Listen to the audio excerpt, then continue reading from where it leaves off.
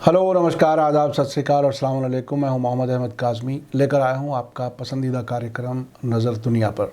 America में Joe Biden सरकार के आने के बाद दुनिया में बहुत लोगों को लग रहा था कि अब हालात बेहतर होंगे।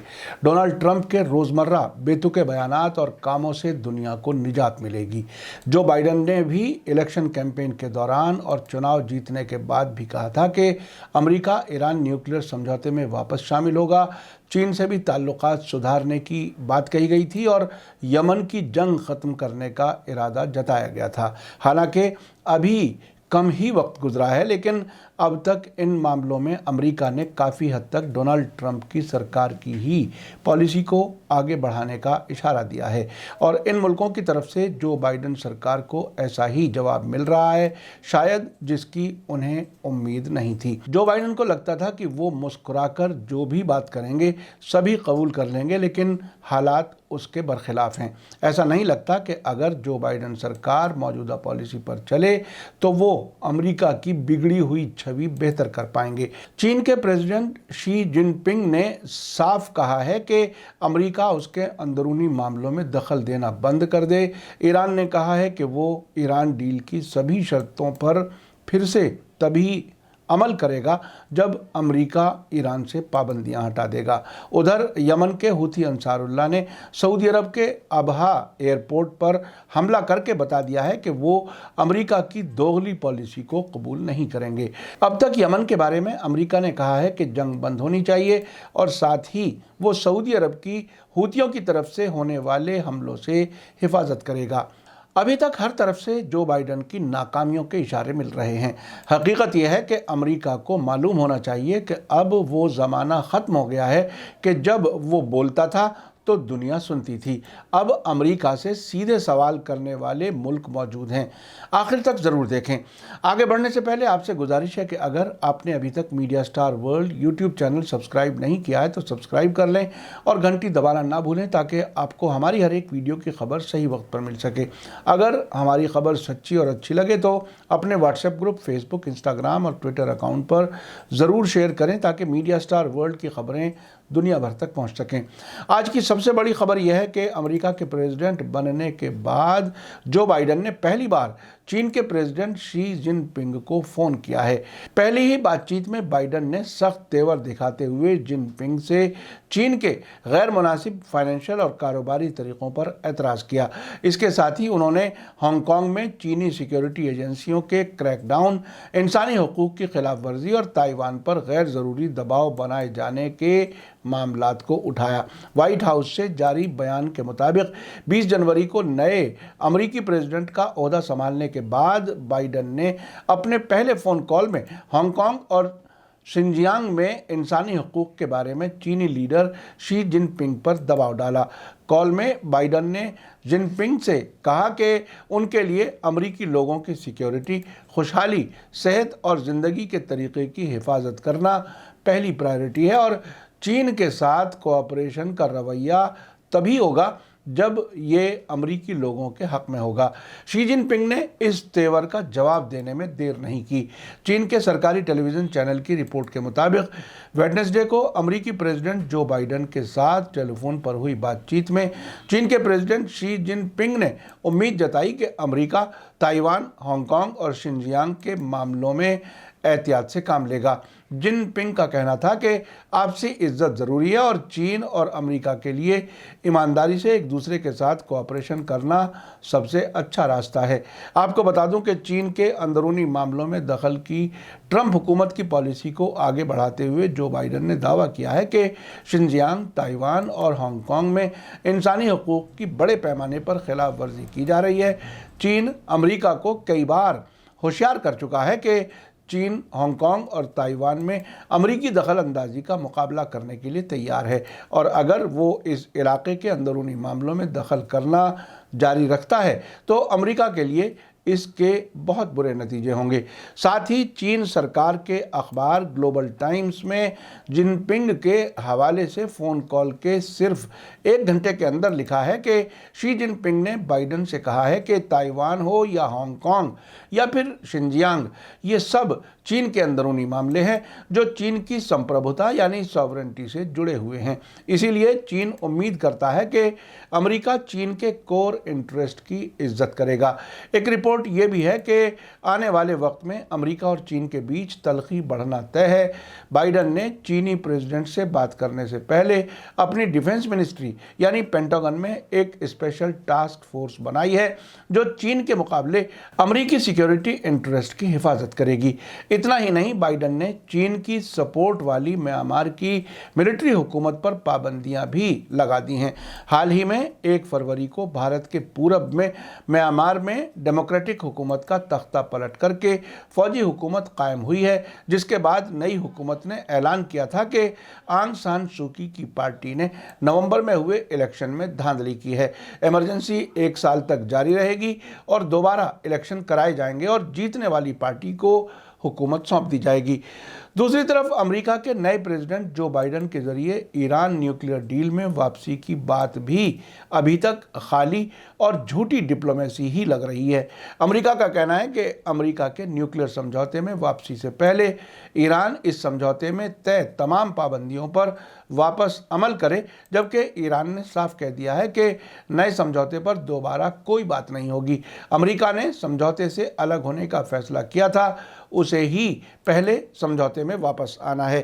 جو بائیڈن سرکار کا کہنا ہے کہ اس سمجھوتے میں ایران کا بیلسٹک میزائل پروگرام اور علاقے کے ملکوں میں کتھت ایران کی مداخلت روکنے کا بھی پراودھان ہوگا۔ ساتھ ہی یہ بات بھی کہی جا رہی ہے کہ ایران نیوکلیئر سمجھوتے کی نئی بات چیت میں سعودی عرب کو بھی شامل کیا جائے، جبکہ ایران نے اس سے بھی انکار کر دیا ہے۔ ایران کا کہنا ہے کہ کسی بھی نئی شرط پر بات نہیں ہوگی، پہلے امریکہ سمجھوتے میں واپس آئے اور ایران کے خلاف ٹرمپ کے ذریعے میکسیمم پریشر کی پالیسی کے تحت لگائی گئی پابندیاں ہٹائے، تبھی ایران سمجھوتے میں کیے گئے سبھی وعدوں پر دوبارہ عمل کرے گا۔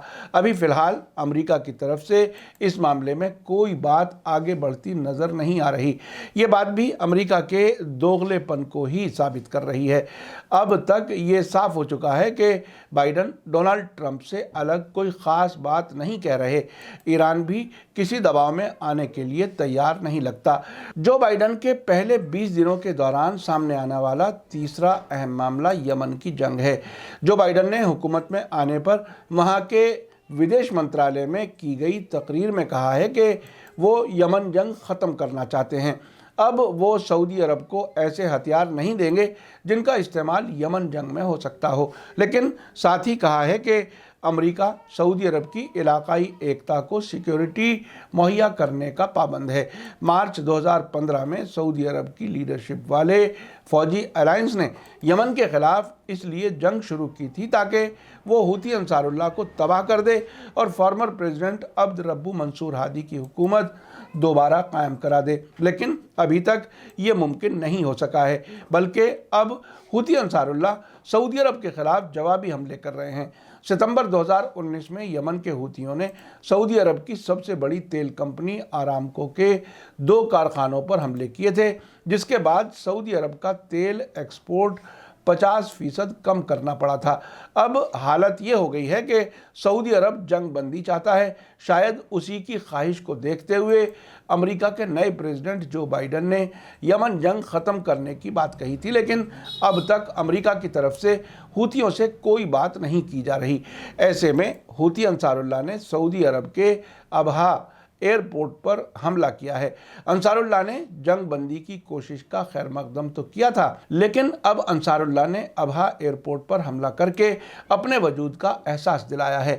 ادھر حوثیوں کے ذریعے سعودی عرب کے ابہا ایئرپورٹ پر حملے کے بارے میں لندن کے رائل یوم اخبار نے لکھا ہے کہ بہت سے لوگوں کو ویڈنسڈے کو سعودی عرب کے ابہا ایئرپورٹ پر यमन के हूती अंसारुल्लाह के बड़े ड्रोन हमले पर हैरत हुई, मगर हमें तो नहीं हुई।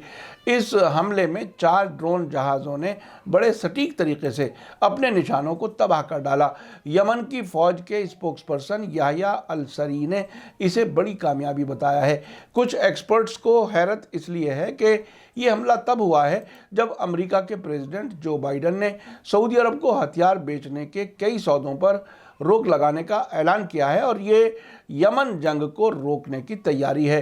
साथ ही बाइडन सरकार ने अमेरिकी कांग्रेस से ये भी कहा है कि यमन का अंसारुल्लाह ग्रुप टेररिस्ट ऑर्गेनाइजेशन नहीं है, इसलिए उसका नाम टेररिस्ट ग्रुप्स की लिस्ट से निकाल देना बेहतर है। यमन के एक सीनियर अफसर ने रायल यौम को बताया है कि अबहा एयरपोर्ट पर कुछ ख़ास वजहों से हमला किया गया है। सऊदी अरब इस वक्त यमन के इलाकों पर ज़ोरदार बमबारी कर रहा है क्योंकि तेल से मालामाल इलाके मारिब पर कंट्रोल के लिए फैसला कुन लड़ाई चल रही है।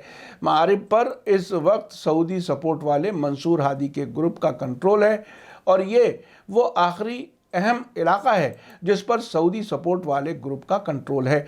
अबहा एयरपोर्ट 2 हिस्सों में नागरिक और फौजी हिस्से में बटा हुआ है। फौजी हिस्से से सऊदी अरब के जंगी जहाज़ उड़ान भरते हैं और यमनी इलाकों पर बमबारी करते हैं। ड्रोन हमले में फौजी हिस्से को निशाना बनाकर कई जंगी जहाज़ों को तबाह कर दिया गया है।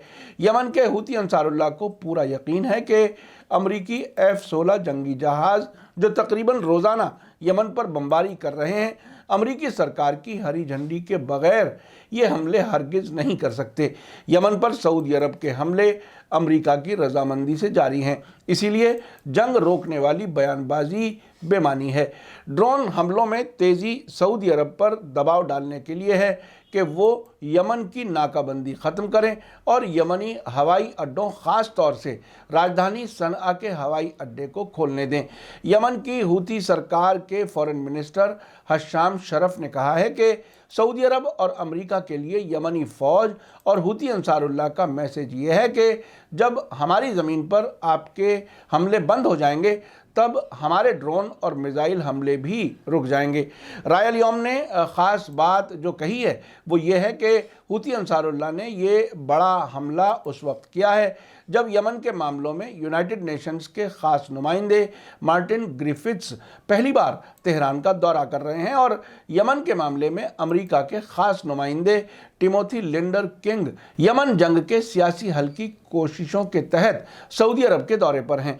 इनमें से किसी ने भी यमनी हूतियों के जिम्मेदारों से मुलाकात नहीं की है।